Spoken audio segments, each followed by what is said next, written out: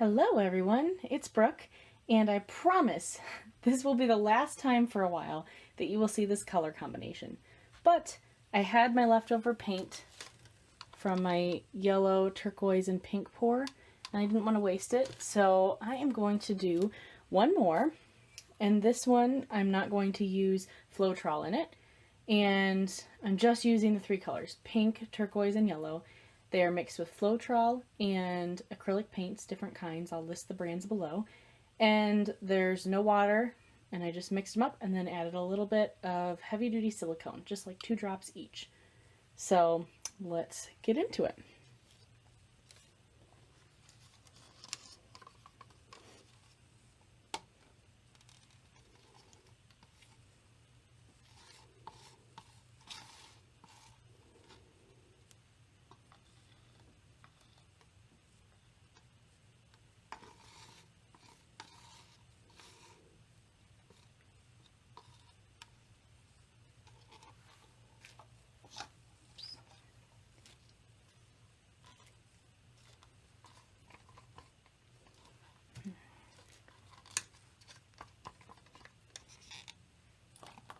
I'm not really sure what we're going to get with these colors, but let's see.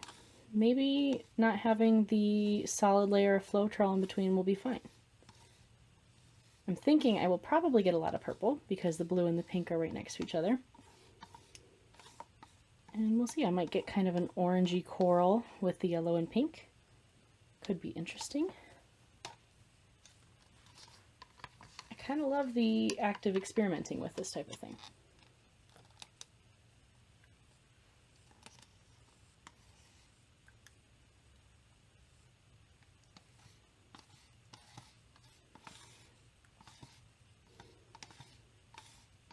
I think this will be just the right amount, not as much as the last pour. Could still be a little too much, but like I always say, better a little bit too much than not enough. There's nothing more frustrating than trying to cover the canvas and having your cells stretch out everywhere. And like the last couple times, I covered my canvas with a little bit of Liquitex gesso, and that's just to avoid any of the little tiny pinholes that sometimes come through because these canvases, they're not greatly prepped beforehand. They're a little bit prepped. So I just do a little layer, and that seems to help with the texture and the drying. All right, I'm going to let this sit for a minute, and I'll be right back. Okay, we're back. So let's get to pouring. Ooh, that is pretty.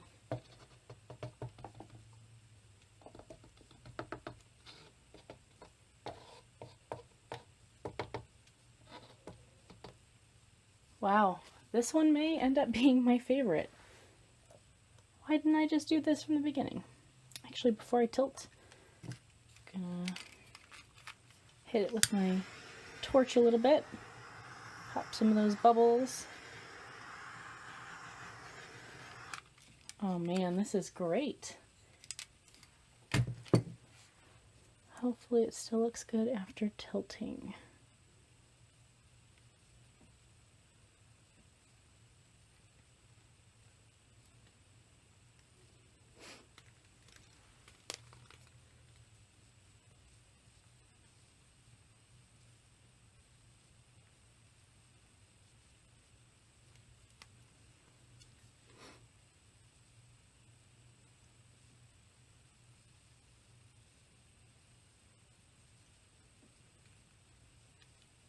Oh shoot.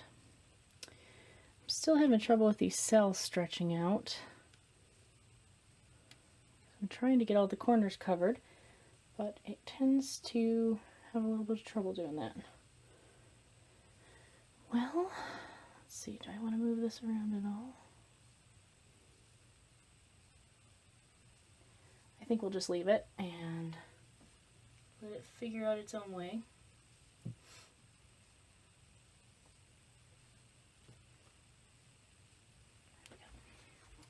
Just going to make sure all these corners are covered. It's one of my pet peeves when just the edge is not covered and when it dries, it's a lot harder to make sure the color matches.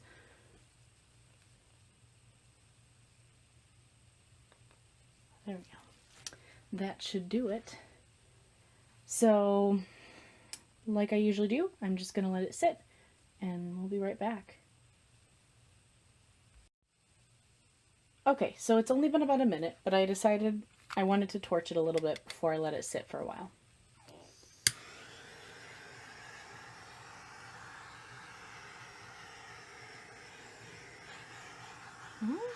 Doesn't seem to be doing anything. Could be that the thicker paint doesn't need as much of the torching because the bubbles have already come up, or maybe the silicone has already made them come up. So anyway, now we'll leave it and come back and see what it looks like. Okay, it has been a couple of minutes now. Here is the painting. I am really happy with this one. Definitely my favorite of the attempt, but I had a lot of fun trying out different things to get to this point. So I'm very excited that I was able to finally get exactly what I was hoping for and figure out what was going wrong with the other ones. I'm definitely going to be posting the dried version of this on my Instagram account. The link for that will be in the description below.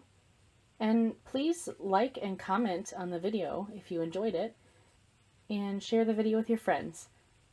It'd be awesome to have them join in the conversation as well. Thank you for watching, and have a great day.